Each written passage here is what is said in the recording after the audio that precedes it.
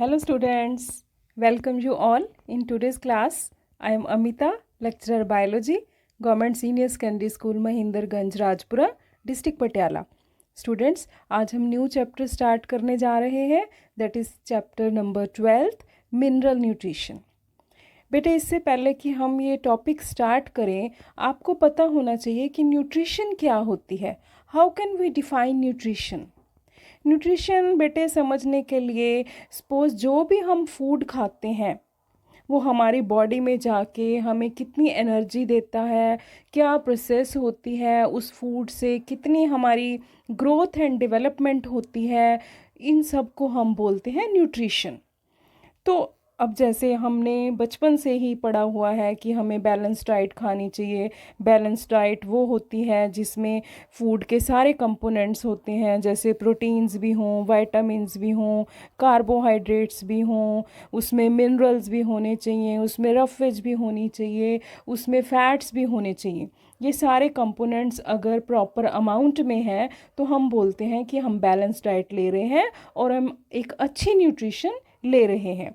इसी तरह आज के चैप्टर में भी हम न्यूट्रिशन की ही बात करेंगे, लेकिन हम पढ़ेंगे mineral nutrition in plants. Plants को भी न्यूट्रिशन चाहिए, उनको भी अपनी ग्रोथ एंड डेवलपमेंट करनी है. अगर प्लांट ग्रो करेंगे, डेवलप होंगे, तभी तो हमें फूड मिलेगा ना. तो प्लांट्स को किस टाइप की न्यूट्रिशन चाहिए, उनके लिए मिनरल्स बहुत इम्पॉर्टेंट होते हैं.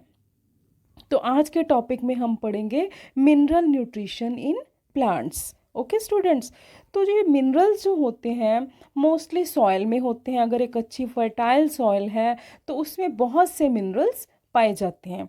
प्लांट्स मोस्टली मिनरल सॉइल से एब्जॉर्ब करते हैं, जैसे सल्फ़र है, सल्फ़र हो गई, नाइट्रोजन हो गई इन the form of nitrates, phosphorus है, पोटाशियम है, ठीक है, कैल्शियम है. ये सारे मिनरल्स सॉइल में मिलते हैं और प्लांट्स इनको एब्जॉर्ब करते हैं. कुछ मिनरल्स ऐसे हैं जो जैसे कार्बन डाइऑक्साइड है, तो कार्बन डाइऑक्साइड में जो कार्बन है वो प्लांट्स हैं एटमॉस्फेयर से कार्बन डाइऑक्साइड एब्जॉर्ब करते हैं, तो इस तरह से उनको कार्बन मिल जाती है. वाटर से उनको क्या मिल जाती है, हाइड्रोजन मिल जाता है. ठीक है, तो प्लांट्स ने हर एक मिनरल को एब्जॉर्ब करना है. कुछ ऐसे मिनरल्स भी होते हैं जो सॉइल में होते हैं, प्लांट्स उनको भी एब्जॉर्ब कर लेते हैं, हालांकि उनका कोई इतना वैल्यू नहीं है प्लांट के लिए. जैसे मैं बात करूं कि न्यूक्लियर पावर प्लांट के पास कोई प्लांट ग्रो कर रहा है तो वहाँ पे उस सॉइल में क्या हो सकता है, स्ट्रॉन्शियम हो सकता है, तो प्लांट्स तो स्ट्रॉन्शियम को भी एब्जॉर्ब कर लेंगे. ठीक है, अगर गोल्ड माइन के साथ प्लांट्स हैं तो प्लांट वहाँ से क्या है, गोल्ड जो मिनरल है, एलिमेंट है, उसको भी एब्जॉर्ब कर लेंगे, सेलेनियम को भी एब्जॉर्ब कर लेंगे. तो 109 एलिमेंट्स हैं, हालांकि हमारी बुक में 105 लिखा हुआ है, लेकिन लेटेस्ट जो इन्फॉर्मेशन है 109 एलिमेंट्स आज तक डिस्कवर्ड हुए हैं. उनमें से 60 जो एलिमेंट्स हैं, 60 मिनरल्स प्लांट्स एब्जॉर्ब करते हैं. ऐसा जो प्लांट एक्सोडेशन हमने पढ़ी थी प्लांट ब्लीडिंग में, कि जो जाइलम के सैप फ्लोएम में से जो देखा गया कि कौन कौन से मिनरल्स प्लांट्स एब्जॉर्ब करते हैं, तो 60 टाइप के मिनरल्स पाए जाते हैं जो कि प्लांट्स एब्जॉर्ब करते हैं. लेकिन क्वेश्चन यहाँ पे ये आता है कि कौन से मिनरल्स प्लांट्स के लिए एसेंशियल हैं, जो उनकी ग्रोथ एंड डेवलपमेंट को इफ़ेक्ट करते हैं. तो उसके लिए क्या हुआ कि एक बॉटनिस्ट थे, उन्होंने 1860 में, बॉटनिस्ट साइंटिस्ट का नाम था जूलियस वॉन सैक, उन्होंने एक टेक्निक निकाली. उन्होंने क्या किया कि एक कंटेनर लिया, ठीक है, उसमें सॉयल नहीं डाली, उन्होंने न्यूट्रिएंट सोल्यूशन डाला. ठीक है, मैं आपको इनलार्ज करके दिखाती हूँ. इस तरह से उन्होंने एक पॉट लिया, पॉट में उन्होंने क्या किया, न्यूट्रिएंट सोल्यूशन डाल दिया, सॉयल नहीं है, और उसमें प्लांट को ग्रो करवाया. इस तरह से यहाँ से वो मिनरल्स जो थे डाल रहे थे पानी में, और साथ साथ में प्रॉपर एरिएशन भी हो रही थी पंप से, क्योंकि अगर एयर नहीं मिलेगी तो रूट्स ब्रीथ नहीं कर पाएंगी. ठीक है, तो प्लांट ग्रो नहीं करेगा. तो इस तरह से उन्होंने देखा कि न्यूट्रिएंट सोल्यूशन में in the absence of soil भी प्लांट अच्छी तरह से ग्रो कर रहे हैं. तो इस टेक्निक को नाम दिया गया hydroponics. So what is hydroponics? A technique of growing plants in the absence of soil in a nutrient solution. और ये टेक्निक बहुत सक्सेसफुल हुई। और इस टेक्निक का एक और ये फ़ायदा हुआ कि इससे हमें ये पता चला कौन से एलिमेंट्स एसेंशियल हैं। सपोज़ कि हम अगर इसमें कैल्शियम नहीं डालते, ठीक है, इस सॉल्यूशन में हमने कैल्शियम जो है नहीं डाला, तो प्लांट्स इसकी डेफिशिएंसी सिम्टम शो करेगा, प्लांट्स में कुछ ना कुछ जो है उसकी डेवलपमेंट है वो कम होगी। तो हमें पता चल जाएगा कि कैल्शियम एसेंशियल है, कैल्शियम डालना चाहिए। ठीक है, नेक्स्ट टाइम हमने कैल्शियम डाल के एक्सपेरिमेंट किया। उसके बाद हमने क्या किया कि सपोज हमने इसमें जो है आयरन नहीं डाला, हमने देखा कि आयरन नहीं डालते तो देखते हैं प्लांट की ग्रोथ एंड डेवलपमेंट पे क्या अफेक्ट होता है। तो प्लांट्स ने कुछ इफेक्ट शो किए, तो इससे पता चला कि आयरन भी एसेंशियल है। सो इस तरह से एक्सपेरिमेंट कर करके साइंटिस्ट को ये पता लगा कि ऑलमोस्ट 17 जो एलिमेंट्स हैं, मिनरल्स हैं, वो एसेंशियल हैं for the development of growth of plants.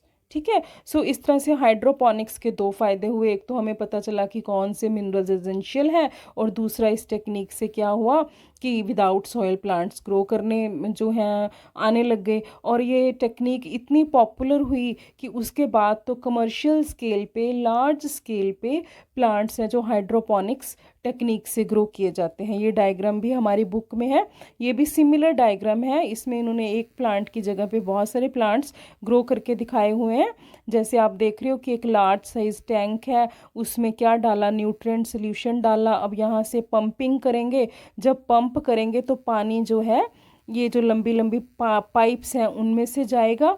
यहाँ से एक येलो कलर की पाइप है जिसमें वो कंटेनर्स रखे हुए हैं, पॉट्स रखे हुए हैं, प्लांट्स ग्रो किए हुए हैं। और ये जो प्लांट्स की रूट्स हैं इस पाइप में से नीचे को निकल के यहाँ से जो न्यूट्रिएंट सोल्यूशन को एब्जॉर्ब करेंगी, जितना उनकी रिक्वायरमेंट है वो एब्जॉर्ब करेंगी, और जो एक्स्ट्रा न्यूट्रिएंट सोल्यूशन है वो वापस इस टैंक में आ जाएगा। सो ये डायग्राम आप बुक में से देखना, very simple diagram to show how plants are grown with the help of hydroponics technique. Clear students? So इससे हमें पता चला कि कौन कौन से एलिमेंट्स एसेंशियल होते हैं। और इस टेक्निक से जो है बहुत लार्ज स्केल पे टमाटो, ओके, एंड क्यूकम्बर भी जो है, सीडलेस क्यूकम्बर एंड लेट्यूस, ये प्लांट्स बहुत ही जो है अच्छे ग्रो करते हैं, और लार्ज स्केल पे इस टेक्निक से प्लांट्स ग्रो किए जाते हैं। ओके, अब एसेंशियल मिनरल्स का तो हमें पता लग गया कि 17 जो है हमारे एसेंशियल मिनरल्स हैं। अब क्या क्राइटेरिया है इनकी एसेंशियलिटी के लिए? ठीक है, क्राइटेरिया भी देखा गया, ऑब्जर्व किया गया। तो वो एलिमेंट्स जो एब्सोल्युटली नेसेसरी हैं for normal growth and reproduction, कि उस मिनरल के बिना उसकी रिप्रोडक्शन भी नहीं हो सकती, उसकी ग्रोथ भी नहीं हो सकती, तो वो तो बहुत ही एसेंशियल मिनरल है। एक क्राइटेरिया तो ये देखा गया। दूसरा क्राइटेरिया ये देखा गया कि वो रिप्लेस नहीं होना चाहिए, जो है नॉट रिप्लेसेबल।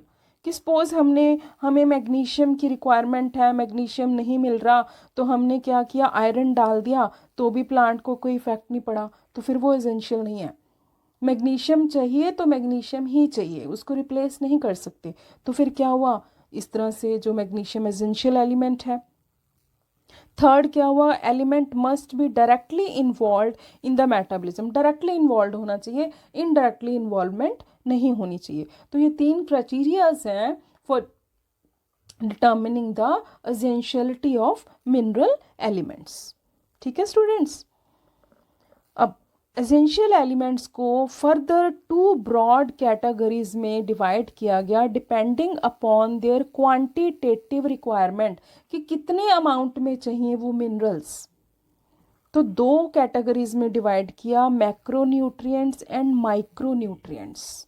मैक्रो मीन्स कि मैक्रो मीन लार्ज, तो मतलब वो लार्ज अमाउंट में चाहिए होंगे, एंड माइक्रो मीन्स स्मॉल, मतलब स्मॉल अमाउंट में, ट्रेस अमाउंट में वो मिनरल्स चाहिए। तो हमने 2 कैटेगरीज में depending upon the quantity essential elements को डिवाइड किया। तो चलो हम देखते हैं कि मैक्रोन्यूट्रिएंट्स में कौन कौन से एलिमेंट्स आ रहे हैं, कौन कौन से मिनरल्स आ रहे हैं। मैक्रो हमने क्यों बोला, कितनी क्वांटिटी है तो हम चाहिए उनको, तो हम उनको मैक्रो की कैटेगरी में डाल सकते हैं। तो macronutrients are generally present in the plant in large amounts, ये हमें पता चल गया। अमाउंट कितना होना चाहिए, 10 मिलीमोल्स पर केजी ऑफ ड्राई वेट। अब ड्राई वेट क्या है कि हमने 1 kg प्लांट लिया, उसको ड्राई किया, क्रश किया, उसके बाद हमने देखा कि उसमें मिनरल्स कितने निकले हैं, वो 10 मिलीमोल्स हैं या उससे ज़्यादा हैं, तो हम कहेंगे ये मैक्रोन्यूट्रिएंट है। ठीक है, कौन कौन से मैक्रोन्यूट्रिएंट हो सकते हैं, carbon, hydrogen, oxygen, nitrogen, phosphorus, sulphur, potassium, calcium and magnesium. These are the macronutrients.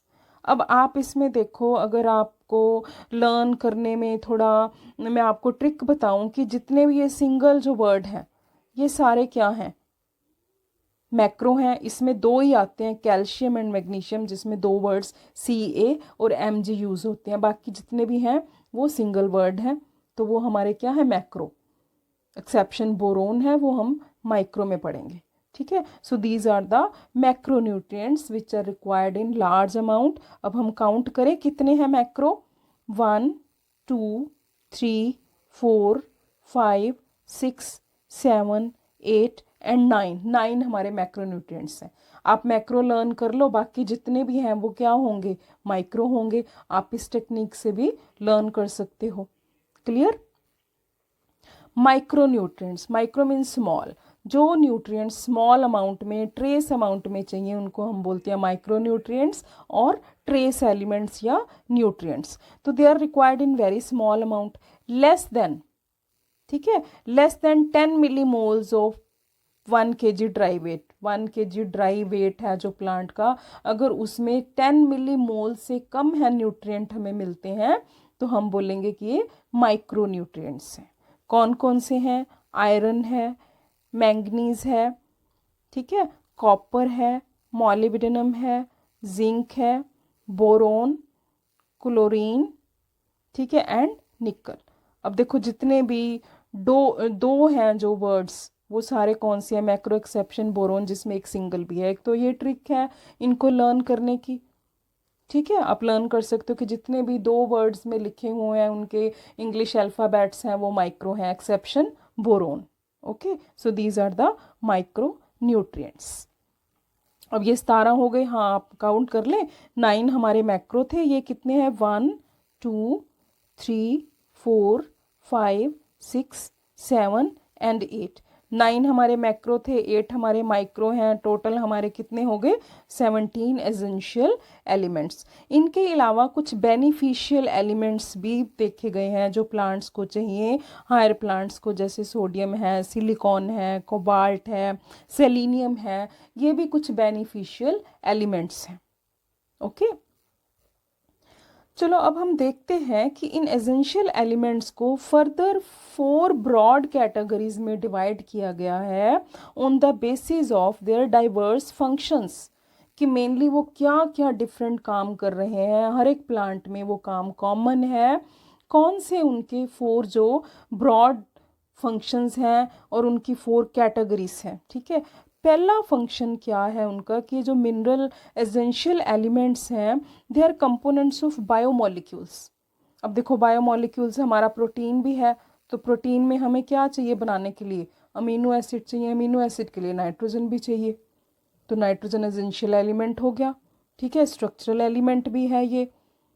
अब जैसे स्ट्रक्चरल एलिमेंट की हम बात करें, सपोज हमारा ये एक सेल है, ठीक है, सेल के बाहर क्या होती है, सेल वॉल। सेल वॉल किस चीज़ की बनी होती है, सेलुलेज। ठीक है, सेलुलेज जो है ऑर्गेनिक कंपाउंड है, कार्बन भी चाहिए, हाइड्रोजन भी चाहिए, ऑक्सीजन भी चाहिए। तो जो एसेंशियल एलिमेंट्स हैं वो कंपोनेंट्स ऑफ बायोमोलिक्यूल्स भी हैं और स्ट्रक्चरल एलिमेंट्स भी हैं, वो कार्बन, हाइड्रोजन, ऑक्सीजन, नाइट्रोजन। अब जैसे डीएनए है, ठीक है, पहले सेल बना, उसके लिए सेलुलोज था, हमने कार्बन, हाइड्रोजन, ऑक्सीजन का यूज़ किया, फिर डीएनए है तो डीएनए के लिए नाइट्रोजन चाहिए। तो these are the components of structural components also. Second जो है इनका ब्रॉड फंक्शन क्या है कि they are the component of energy related compounds. अब जब भी एनर्जी रिलेटेड कंपाउंड की बात करेंगे तो हम एटीपी को याद करेंगे। एनर्जी करेंसी है एटीपी, एडिनोसिन ट्राइफॉस्फेट, फॉस्फेट आ गया, फॉस्फोरस, सॉरी क्रॉस क्यों लगा रहे हैं हम, तो हमें चाहिए फॉस्फेट्स एनर्जी रिच कंपाउंड बनाने के लिए। ठीक है, ऐसे ही मैग्नीशियम भी हमें चाहिए क्लोरोफिल में। अब क्लोरोफिल फोटोसिंथेसिस के लिए ज़रूरी है, फोटोसिंथेसिस होगी तो एनर्जी मिलेगी। अगर हम क्लोरोफिल का स्ट्रक्चर देखें तो सेंटर में मैग्नीशियम होता है और इसमें नाइट्रोजन होते हैं। ठीक है, तो एनर्जी रिच कंपाउंड बनाने के लिए भी हमें एसेंशियल एलिमेंट्स चाहिए। थर्ड हम कैटेगरी क्या करेंगे कि ये जो एसेंशियल एलिमेंट्स हैं इनका फंक्शन क्या है। जो भी प्लांट फिजियोलॉजी में रिएक्शंस होती हैं दे आर फैसिलिटेटेड, एक्टिवेटेड और इनहिबिटेड बाय एंजाइम्स। बहुत से एंजाइम्स होते हैं जो एक्टिवेट करते हैं, कुछ इनहिबिट भी करते हैं रिएक्शंस को। तो मैग्नीशियम बहुत ही इम्पॉर्टेंट एक्टिवेटर है। बहुत सी रिएक्शंस हैं जो मैग्नीशियम से ही हो सकती हैं, मैग्नीशियम की प्रेजेंस से ही हो सकती हैं। ठीक है, अब कौन कौन सी रिएक्शंस हैं?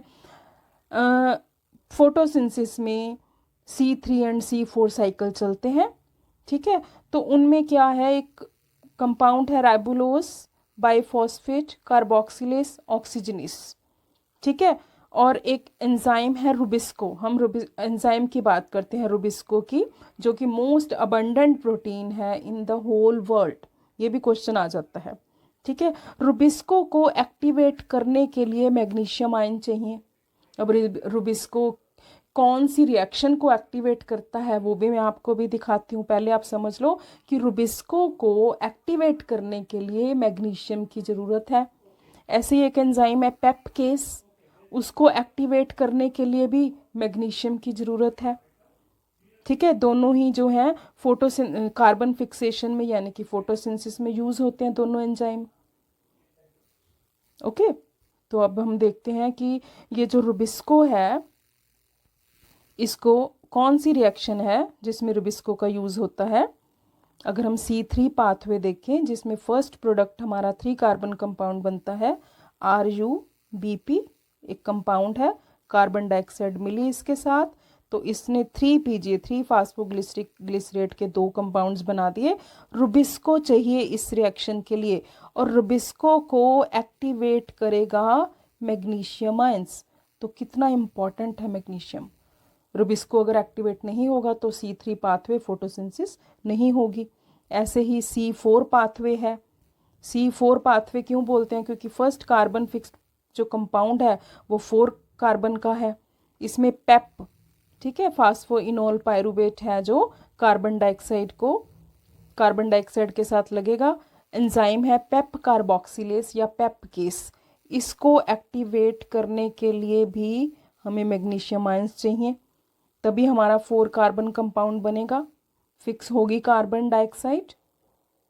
ठीक है, सो इस तरह से मैग्नीशियम है जो वो activator of various enzyme required in the photosynthesis. Clear? ऐसे रेस्पिरेशन में भी मैग्नीशियम आयन की बहुत इंपॉर्टेंस है। एक लिंक रिएक्शन होती है रेस्पिरेशन में, जब हमारा ग्लाइकोलाइसिस में हमने पढ़ा कि पायरुवेट बनता है, ठीक है, साइटोप्लाज्म में। अब इस पायरुवेट को माइटोकॉन्ड्रिया में जाना है, क्रेब्स साइकिल में एंटर करना है, डायरेक्ट एंटर नहीं कर पाएगा, इसको पहले कन्वर्ट होना पड़ेगा एसिटाइल को एंजाइम ए में। अब कौन सा हमें एंजाइम कौन सा चाहिए? Pyruvate dehydrogenase. मैं थोड़ा सा आपको डिटेल में बता रही हूँ ताकि आपको इनके जो फंक्शंस हैं मिनरल आयंस के वो क्लियर हो जाएं। पायरुवेट डिहाइड्रोजिनेस को एक्टिवेट करने के लिए भी हमें मैग्नीशियम आयंस चाहिए। इसीलिए हम बोलते हैं ये लिंक रिएक्शन है कि पायरुवेट को एंटर करना है क्रेब्स साइकिल में तो उसको एसिटाइल को एंजाइम ए में कन्वर्ट होना पड़ेगा। उसके लिए पायरुवेट डिहाइड्रोजिनेस एंजाइम की आवश्यकता है और उसको एक्टिवेट होने के लिए मैग्नीशियम आयंस चाहिए उस एंजाइम को। सो एक्टिवेटर हो गया लिंक रिएक्शन का। सो कितना इम्पॉर्टेंट है magnesium for photosynthesis as well as for respiration.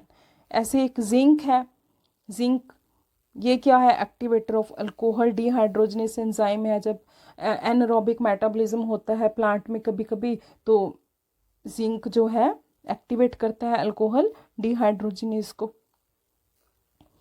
तो मॉफी होता है नाइट्रोजिनेस, एक एंजाइम है that is present in some bacteria. आपने राइजोबियम का नाम सुना होगा, राइजोबियम बैक्टीरिया का, ठीक है। क्या कहाँ होता है वो? जो हमारी लेग्यूम्स होती हैं उनकी रूट्स में होता है ये बैक्टीरिया राइजोबियम। इसमें एक एंजाइम होता है नाइट्रोजिनेस, और नाइट्रोजिनेस की जो सरफेस है उसके ऊपर मॉलिब्डेनम आयरन प्रोटीन होती हैं। मॉलिब्डेनम मिनरल है, आयरन जो है मिनरल है, तो ये नाइट्रोजिनेस को एक्टिवेट करती हैं। अगर नाइट्रोजिनेस एक्टिवेट होगा, है ना, यहाँ पे suppose this is our nitrogenous enzyme rhizobium में, यहाँ पे है मॉलिब्डेनम, यहाँ पे है आयरन, ये एक्टिवेट करेंगे इस एंजाइम को, तभी ये जो राइजोबियम है ये नाइट्रोजन फिक्सेशन कर सकता है, ठीक है। अदरवाइज आप जो है इसको याद रखो कि मॉफी है, ठीक है, Murphy of nitrogenous molybdenum iron activate this enzyme during nitrogen metabolism. Okay, तो ये हो गया मिनरल एलिमेंट का फंक्शन। कुछ मिनरल न्यूट्रिएंट्स हैं जो वो ऑस्मोटिक पोटेंशियल ऑफ सेल को भी चेंज करते हैं। अब देखो मैं आपको डायग्राम से समझाती हूँ। हमने स्टोमेटा का स्ट्रक्चर किया, ये स्टोमेटा है। अब अगर कुछ आयंस, सपोज पोटाशियम इसके अंदर एंटर कर गया, गार्ड सेल के अंदर एंटर कर गया, तो पोटाशियम के जब पोटाशियम अंदर एंटर करेगा तो वाटर भी अंदर एंटर करेगा। आप ऐसे याद रख लो, जब वाटर एंटर करेगा तो सेल टर्जिड हो जाएगा, ठीक है। सेल टर्जिड हो जाएगा तो उसका स्टोमेटा क्या होंगे? ओपन होंगे। तो इस तरह से potassium plays very important role in the opening and closing of stomata, ठीक है। तो इंडायरेक्टली क्या है? Water potential of cell change हो गया। ओके, चलो ये तो थे ब्रॉड फंक्शंस, ठीक है, जो हमने कैटेगरीज बनाई कि ये जो एसेंशियल एलिमेंट्स हैं ये फंक्शन करते हैं, ब्रॉड कैटेगरीज हैं इनकी। अब हम पर्टिकुलरली करते हैं मैक्रो न्यूट्रिएंट्स के फंक्शन। जो हमने 9 मैक्रो न्यूट्रिएंट्स किए हैं उनके क्या फंक्शंस हैं प्लांट्स में। तो सबसे पहले हम करते हैं नाइट्रोजन, ठीक है। नाइट्रोजन का एक तो आपको याद रखना है कि मैक्रो न्यूट्रिएंट है तो it is required in great amount, ठीक है। बाकी के जो मैक्रो न्यूट्रिएंट्स हैं उनके कंपैरिजन में नाइट्रोजन बहुत चाहिए। किस फॉर्म में एब्जॉर्ब करेंगे प्लांट्स इसको, ये भी बहुत इंपॉर्टेंट है। नाइट्रेट्स, ठीक है, नाइट्राइट्स एंड कुछ अमोनियम आयंस भी एब्जॉर्ब कर लेते हैं प्लांट्स में, बट मेनली आपको याद रखना है कि नाइट्रेट्स की फॉर्म में एब्जॉर्ब करते हैं प्लांट इसको। डायरेक्टली तो नाइट्रोजन वो एब्जॉर्ब नहीं कर सकते प्लांट्स, ठीक है। नाइट्रेट्स बनती है सॉइल में, फिर प्लांट्स उसको एब्जॉर्ब करते हैं। अब कहाँ कहाँ नाइट्रोजन का यूज़ होता है? Nitrogen is required by all the parts of plant, particularly meristematic tissues and metabolic active cells, ठीक है। M for meristematic tissues, M for metabolic active cells. अब आपको ये थोड़ा सा समझना है कंसेप्ट कि देखो जब भी एक सेल है, ठीक है, वो डिवाइड होगा। अगर मेरिस्टेमेटिक सेल है तो वो डिवाइड होगा, एक सेल 2 में डिवाइड होगा। अगर वो डिवाइड होगा तो उसका डीएनए भी डिवाइड होगा, ठीक है। और डीएनए में को बनने के लिए क्या चाहिए? नाइट्रोजन चाहिए। नाइट्रोजन बेसिस होते हैं तो नाइट्रोजन तो बहुत चाहिए। फिर मेटाबॉलिक एक्टिव सेल्स जो कि मेरिस्टेमेटिक सेल्स हैं, तो इसीलिए हम बोलते हैं कि नाइट्रोजन इज़ वेरी एसेंशियल। इसके अलावा प्रोटीन्स, अमीनो एसिड है, उनमें नाइट्रोजन होता है। न्यूक्लिक एसिड हमने देख ही लिया, डीएनए में नाइट्रोजन बेसिस होते हैं तो नाइट्रोजन चाहिए। वाइटामिन्स, हार्मोन्स, इन सब के लिए nitrogen is very essential. Second macronutrient is phosphorus. बेटे मैं उसी आपको सीक्वेंस में करवा रही हूँ और वही मेन पॉइंट्स मैं उठा रही हूँ जो हमारी बुक में है, ठीक है। Phosphorus is mainly absorbed in the form of phosphate ions, ठीक है। ये क्वेश्चंस ऐसे ही आते हैं कि किस फॉर्म में एब्जॉर्ब होता है, it is very important. Okay, इस फॉर्म में एब्जॉर्ब हो गया। अब एब्जॉर्ब होने के बाद इसका मेनली फंक्शन क्या है? Phosphorus is constituent of cell membrane. देखो जब हमने सेल मेम्ब्रेन की, जितने भी लिविंग ऑर्गेनिजम्स हैं आपको पता है उनकी सेल मेम्ब्रेन है जो किस चीज़ की बनी हुई है, लिपिड बाइलेयर की बनी हुई है। हमने किया था ना ऐसे फ्लूइड मोज़ाइक मॉडल, ठीक है। फॉस्फोलिपिड बाइलेयर है तो फॉस्फोलिपिड मीन्स फॉस्फोरस चाहिए। इसके अलावा सर्टेन प्रोटीन्स, उनके लिए भी फॉस्फोरस चाहिए। न्यूक्लिक एसिड, ठीक है। अब आपने जब न्यूक्लिक एसिड बनाया था तो हमने देखा था कि जो शुगर फॉस्फेट क्या है, बैकबोन है, तो फॉस्फोरस चाहिए। न्यूक्लिक एसिड आरएनए डीएनए के लिए भी।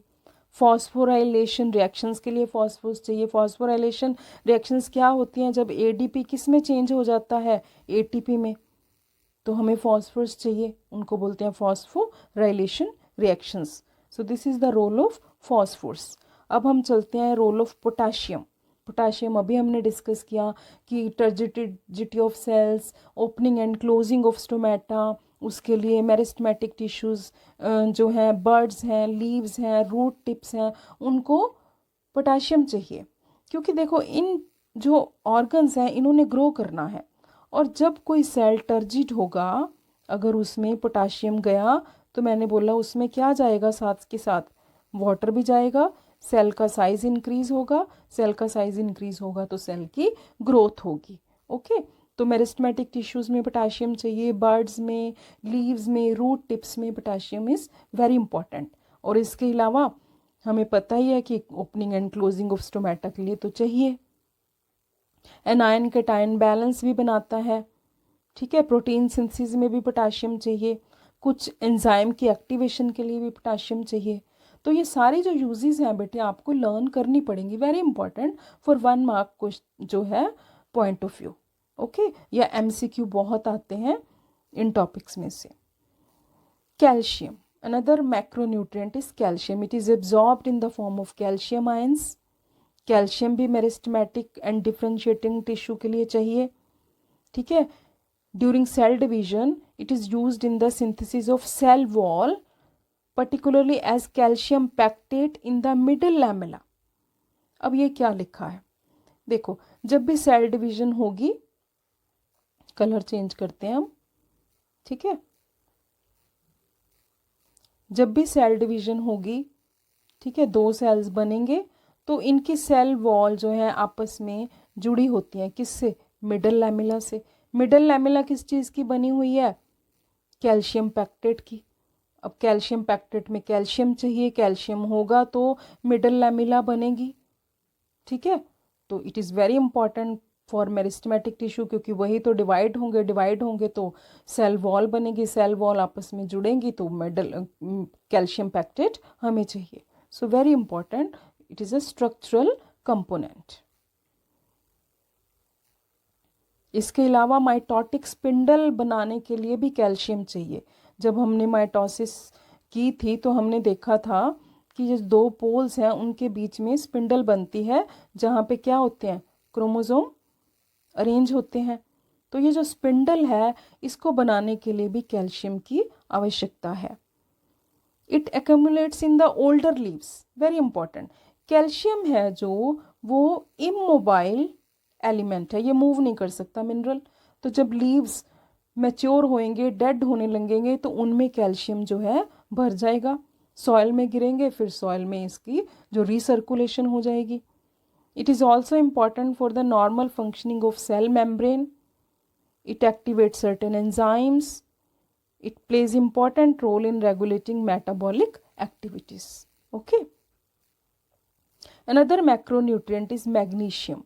इसके बारे में हमने पहले ही डिटेल में डिस्कस किया है कि कितनी रिएक्शंस के लिए ये इम्पॉर्टेंट है, फोटोसिंथेसिस की रिएक्शंस के लिए, रेस्पिरेशन की लिंक रिएक्शंस के लिए। इसके अलावा डीएनए एंड आरएनए की सिंथेसिस के लिए भी हमें मैग्नीशियम चाहिए।